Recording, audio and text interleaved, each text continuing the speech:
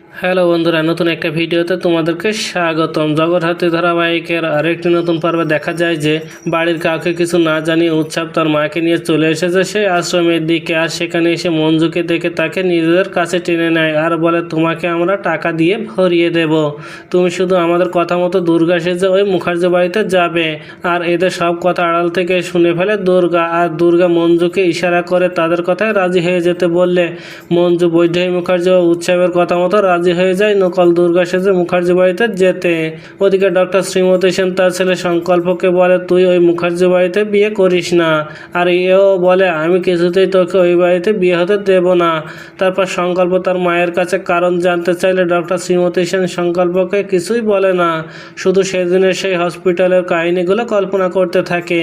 কিন্তু সংকল্প তার মাকে জানিয়ে দেয়, কাল আমার আর কাকনের বিয়ে, আর আজ আমি এই বিয়ে ভেঙে দেবো সেটা কিছুতেই না। আমি কাকনকে ছাড়া অন্য কোনো মেয়েকে বিয়ে করতে পারবো না।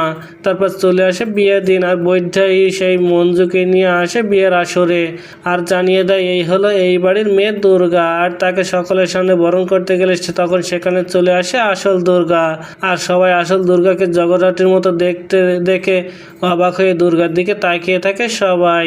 তো বন্ধুরা, কি ঘটতে চলেছে গল্পে এবার জানতে হলে আমাদের সাথেই থাকুন। ধন্যবাদ।